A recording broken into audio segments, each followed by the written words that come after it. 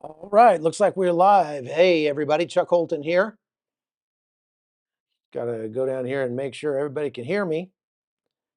How's it going? Oh, maybe a little too loud. All right, there we go. Trying to adjust the sound so it's not blowing you out, but everybody can hear.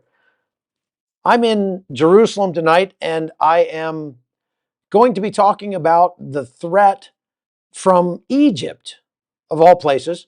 I've been getting a lot of emails from people asking about the military buildup across the border in the Sinai. And so I thought I'd talk about it just for a little bit and kind of give you an idea of what we might expect if Egypt decided to, I don't know, pop off uh, at Israel. Now, I'll just say from the outset, I don't think it's real likely. And I think you'll understand why I say that in short order. Won't take me long to go through this. As a matter of fact, I don't have long because I'm going to go live over at CBN News on YouTube at the top of the hour. And so I have to kind of hurry through this, but there's there's enough there for us to talk about, and we could get really deep into it. Maybe I will do that at a later date over on Locals or something. Uh, Kind of do a deeper dive into the whole issue between Israel and Egypt. But for now, I'm just going to kind of skim across the surface and give you the 30,000-foot view and kind of help you understand from a military perspective why it probably isn't real likely that Egypt is going to attack Israel anytime in the next 5 years, at least. Okay, so let's dive into that. And this just comes from, I mean, obviously, I do a lot of research, especially on areas that are currently involved in conflict, like Ukraine and Israel and Burma and lots of other places. And if it weren't for that kind of research, there's no way I would be able to know any of this stuff or talk about this stuff. A lot of it is, really comes down to reading between the lines, because obviously they're not going to come out and just say what they intend to do. It's always in their best interest to keep uh, the world guessing to some extent, just like the United States does, just like Israel does. Israel is probably the most transparent in terms of what they are willing to do, what they're planning to do, what they're about to do, even when it comes to military uh, operations. And they do that to try to save lives, but they do it a whole lot more than the United States ever did. That's for sure. Those articles up over at chuckholton.com. So if you don't like to sit through listening to me blabber on camera for half an hour or an hour, I understand. I wouldn't want to listen to me either. But I am taking all of the most salient points from these talks, from my research, and I'm putting them into an easily readable, easily shareable form that is sort of tailored to people who don't do this for a living. There's nothing worse than having a guy with a doctorate talking like everybody has a doctorate, and I don't want to do that. So I'm trying to keep it at a reasonable level where intelligent adults can understand it, regurgitate it, send it to their friends, and not blow them out of the water so much. So go over to chuckholton.com and become a subscriber over there. It doesn't cost anything to be a subscriber. You can become a supporter if you like. If you want to just send me $9 to, help me stay on the road and keep doing this. I've got a bunch of employees now. We've got a researcher we just hired who's been very helpful with this. Somebody says my sound is breaking up. It could be the internet is not fantastic here. I wonder if I can. Yeah, maybe I'll just do this. I switch over to a different internet platform. Let's see if that works.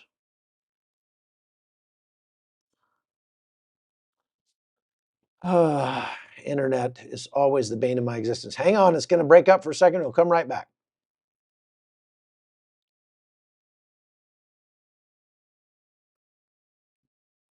Hello, not connected. Are we back now? Okay, now I have an excellent connection. Okay. All right. Sorry about that. Trying to optimize the stupid internet here. Ugh. I'm going to move to a different hotel. The internet here is not fantastic. So again, just I'm going to get through this quickly. Let's hope that the internet connection holds out while I do. Uh, Egypt has a very large army. They have the 11th largest army on planet Earth. They've got, some say, up to 5,000 or more tanks. At least 3,500 of those are, I mean, most of those are US made M1 Abrams tanks, older M60 Pattons, again, American tanks, and some obsolete Soviet era models that they have in their mix. They have about 600 aircraft. 350 of those are fighter aircraft. Those fighter aircraft are mostly American F-16s. And that is both a blessing and a curse for Egypt, meaning obviously F-16s are going to be able to go toe-to-toe with Israeli F-16s in terms of technology. However, Israeli pilots are some of the most experienced and skilled pilots in the world when it comes to aerial combat. And Egyptian pilots are not. As a matter of fact, the Egyptian pilots went to do a joint exercise down in over Yemen, helping out with the task force down there trying to put the kibosh on the Houthis, and they could not integrate with modern air assets from other countries because they weren't well trained enough to do so. And they had to be retrained in order to be able to make it, in order to be able to actually do anything. So Egypt's Air Force might be fairly modern, but I'm not sure here. Look through my notes. Um, they have historically depended on support from the United States for maintaining that equipment, training to use that equipment, and that if they were to attack Israel, would probably go away. Well, let's hope. So even though they've got AH-64 Apache helicopters and they've got F-16 aircraft, those things are not going to be flying very long if they were to attack Israel, because they just are not going to continue to get the support from the United States. The U.S. is likely not going to support both sides in a conflict like that. And at least with the president we've got now, we're going to come down on the side of Israel if that were to happen. And so all the parts, all of the maintenance, all the training, everything is going to be shut off to Egypt if they were to attack. So that means that the Israeli Air Force will have complete control of the skies if they were to go to war.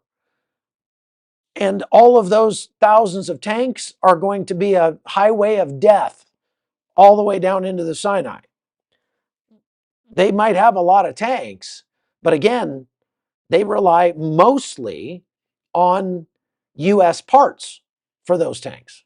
And tanks break down a lot. So even though they are lining up their tanks and armored personnel carriers and they're marching troops into the Sinai, it's not real likely that they're going to attack Israel anytime soon. Because they would lose. They have a larger army than Israel does, and they've been very restrained so far in this conflict, mostly because their economy is in shambles after the Houthis shut down the Suez Canal, essentially. But they have been, at least publicly, supportive of Hamas, against Israel. And according to an article that I read in Israel Hayom, as a matter of fact, I've got it right here. I'll put a link to it in the chat. You can go read this article. It's a fascinating article that talks about the Egyptians improving their positions. It says throughout history, and despite the peace agreement that Egypt has with Israel, they have viewed Israel as an enemy. They are fully aware that they have some mutual interests in, degrading Hamas, not allowing terror to spread through the Islamic State or even Hamas or other organizations like that out of Gaza. They understand that they made that peace treaty partially because the United States has given them so much aid, and that aid is going to go poof if they attack Israel. So they have reasons not to do this, but Egyptian government, let's go here, the Egyptian government has established a lot of contingencies, at least we could call it, that would give them the ability to attack Israel if they chose to. For example, they've built more than 60 crossings across the Suez Canal. If you recall back in the 1967 war, the Six-Day War, Israel ended up taking the entirety of the Sinai and held it for some time, for years, before eventually giving it back. And Egypt doesn't want to have that happen again. So they have put about 60 bridges and tunnels across the Suez Canal to enable them to move troops across there into the Sinai if they need to. They have established supply depots, ammo caches, things like that, arms depots in the Sinai to allow them to rearm and refit if they ever did go to war with Israel. And they have taught if you look at the school curriculum in Egypt, it refers to Israel as the eternal enemy.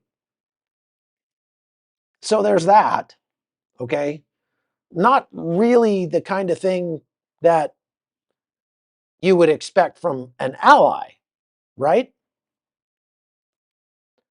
However, and like I said, they have, just because they have a larger army in Egypt of almost 1 million people, 460,000 active duty and 480,000 reservists.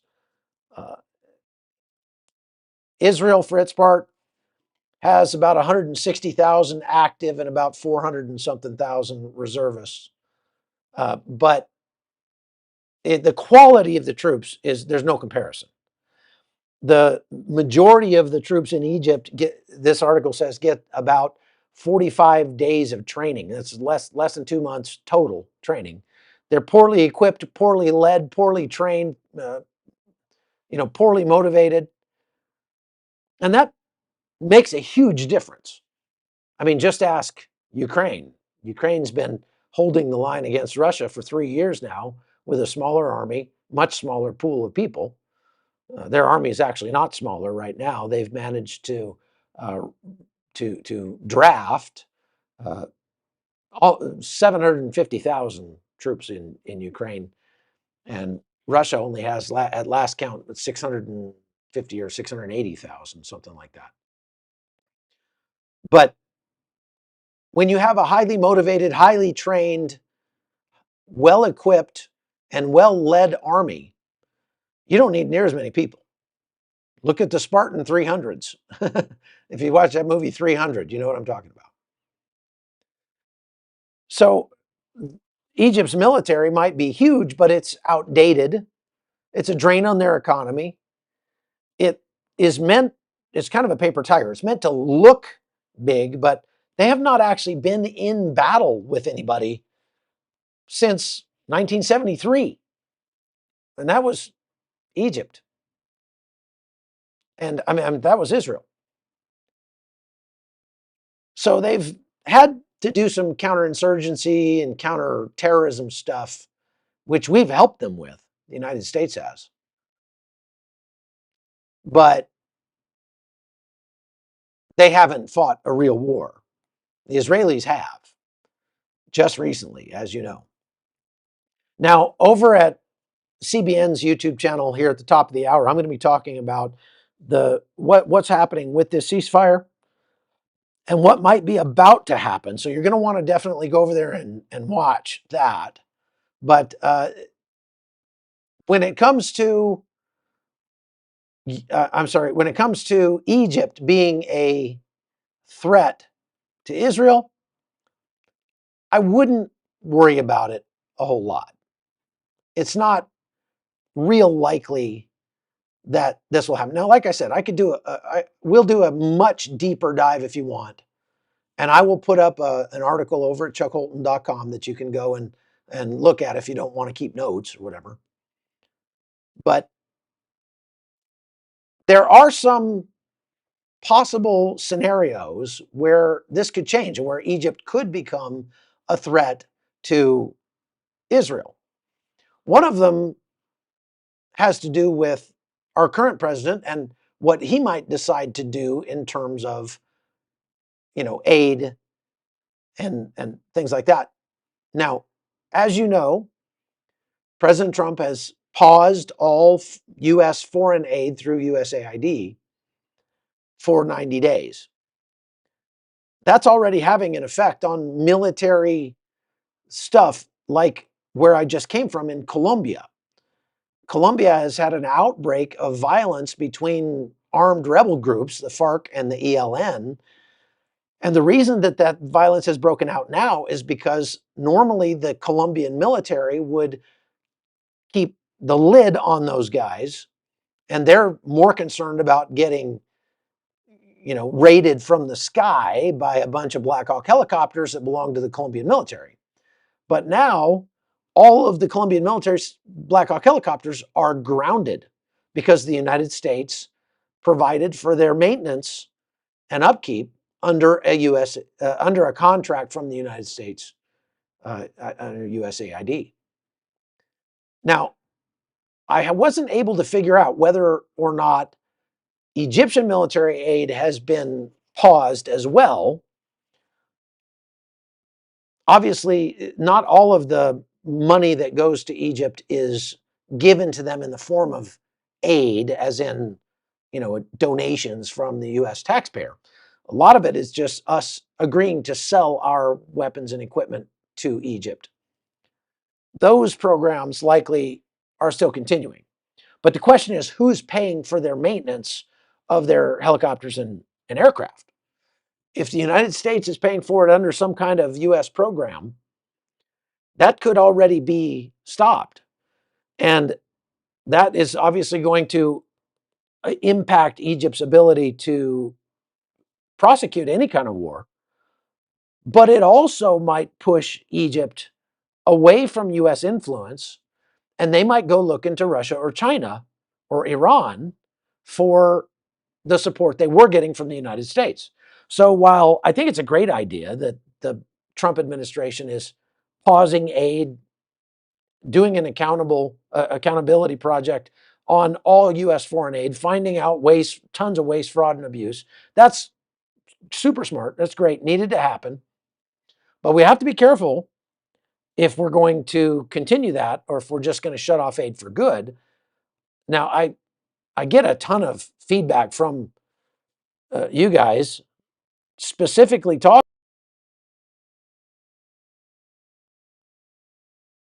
Okay, now we're back again.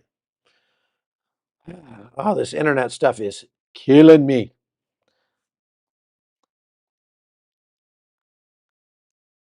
Once the thing kind of drops off, you may have to refresh your page in order to get the sound back on track with the video. So just hit the little refresh button at the top of your screen and it should come back. I'm sorry about the connection. I need to pull out the Starlink. I guess I'm going to have to do that. However, so what I was saying is that the U.S. program, if it's no longer going to pay for the maintenance on Egyptian aircraft and tanks, well, Egypt may have to go looking for aid from somebody else. We don't want to cause a scenario to happen whereby Egypt decides to move toward our adversaries in order to get help from them because it's no longer getting help from us. This is a great example of what I've talked about many times, that the United States has a choice to make. I realize we don't have a lot of money. I realize we're borrowing far too much. And I realize that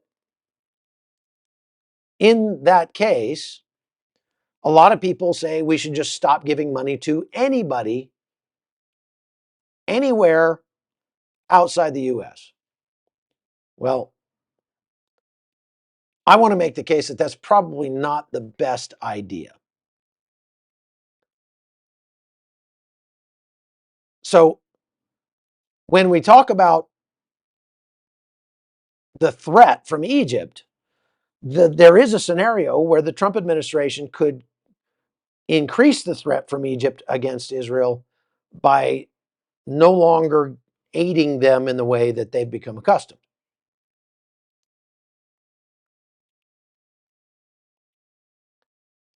Maybe it's the fact that I'm in a 100-year-old building that the internet's not great. I don't know. But so that's one scenario. The other scenario is, Egypt could start to ally more with Turkey. There could be political changes inside of Egypt because of the economic hardship that they're going through. Very often, economic turmoil leads to political turmoil, which leads to a change in leadership. Just ask Joe Biden and Kamala Harris. When the economy ain't great, people go looking to vote out the guys in power and put somebody in that might do something about that. So if that happens in Egypt, there's always a possibility that they could install somebody who's more of a extremist, let's say. It's not likely they're going to install somebody that's aligned with ISIS or anything, because they're very much opposed to ISIS in Egypt. I've had a lot of problems with the Islamic State there. But it's always possible that they could vote in somebody who is going to lean more toward our adversaries. And smart diplomacy on the part of the United States means keeping our friends close so that they don't stray off into go to other suitors. Does that make sense? Okay, so I've only got about 10 minutes before I got to go live on the other channel, so I'm going to end it here. I got to go find a better internet connection before I go live on CBN. But go over to CBN News on YouTube, and I've already got the live scheduled over there, so I'll be live over there shortly. And you can watch and ask your questions over there as well. So thank you for being a part of the Hot Zone, for being online with us today. Sorry about the internet troubles. You can go over to chuckholton.com and get a lot more information. Make sure you like and subscribe here as well. And we will see you next time right here on the Hot Zone.